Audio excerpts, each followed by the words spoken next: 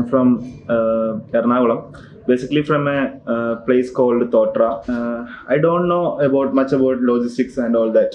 Actually, I am a graduate in physics. I don't know that. After I get a class from Anandyo Mugobadia sir.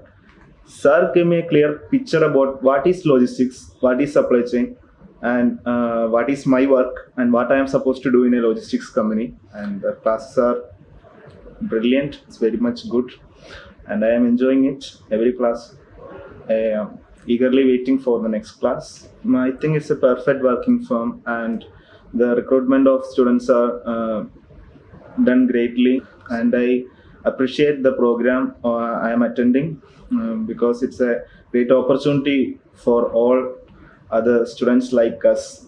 Because when we see our future, we see a brilliant one. We see a better life in logistics field.